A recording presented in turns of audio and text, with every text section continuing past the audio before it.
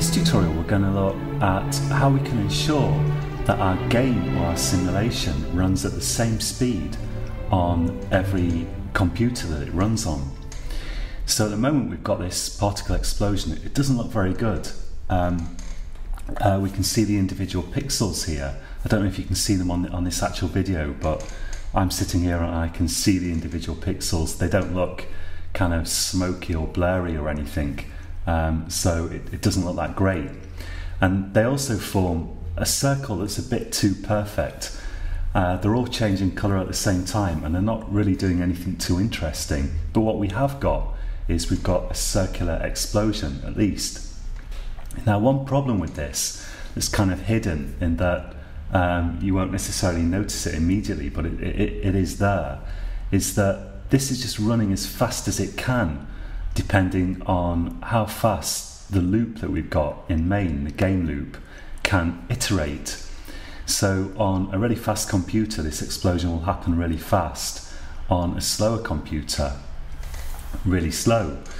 So what we'd like to take account of the time in such a way that this runs at a similar speed on all different computers that it runs on.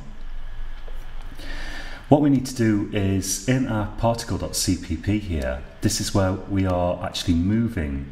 We're actually moving the particles.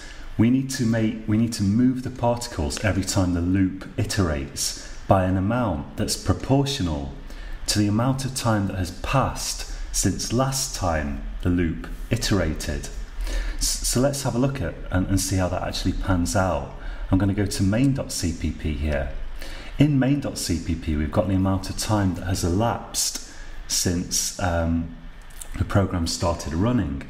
And the first step is I'm going to supply that to this swarm.update, the swarm class that manages our particles, so that it knows what the time is basically. Let's put in elapsed to this swarm.update. And let's go to swarm.h, change the prototype here to take a integer value, the number of milliseconds that has passed since the program started. And in the implementation as well, we'll also add that. Now, what I really want to tell each particle as I iterate through it here in the swarm update method, this is where we're iterating through all our particles and updating each one individually. I want to give it the amount of time that's passed since last time update ran.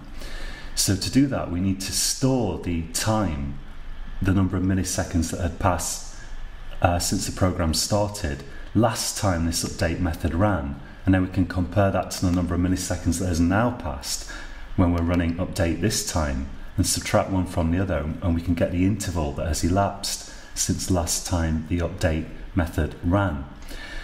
I'm going to go to swarm.h here, and let's give this a private variable called int. Let's call it last time.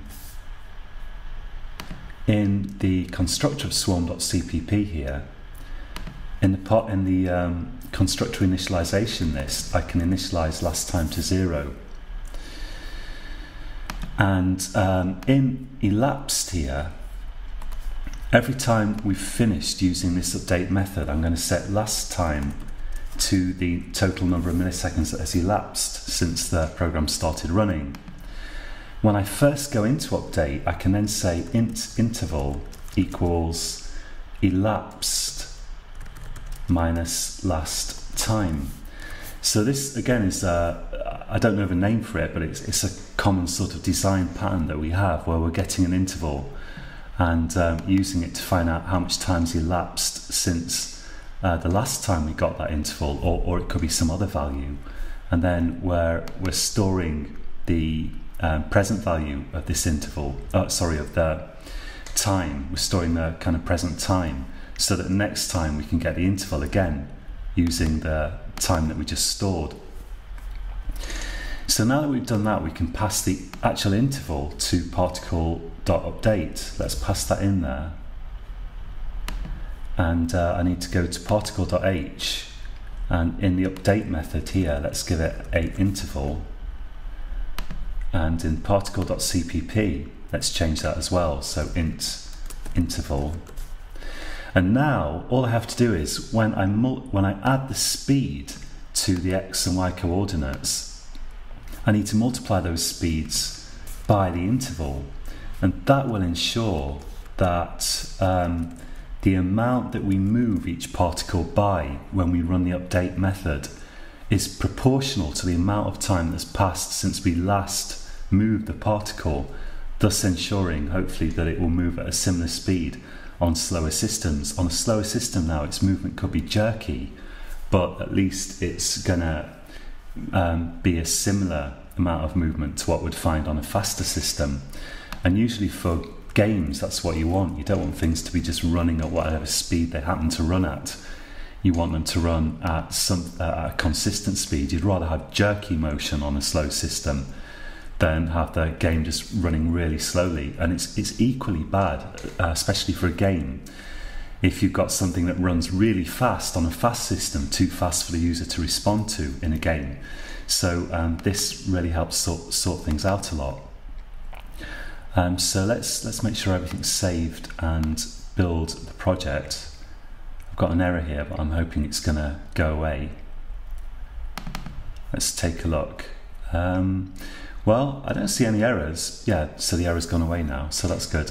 Let's run this and see how it looks. Might be a bit fast or slow. Yeah, it seems very fast. So let's go to particle.h, particle.cpp maybe. And here we're creating the speed that we want the particle to move at. Let's just put another decimal place after the point in here to make the speed slower, because I want to slow this down so we can really see what's happening. There we go, that's a lot better. Now we can see the circle forming. So we've still got quite a bit of work to do here, although we're approaching the end of this now. So I'll leave it there for this tutorial, and until next time, happy coding.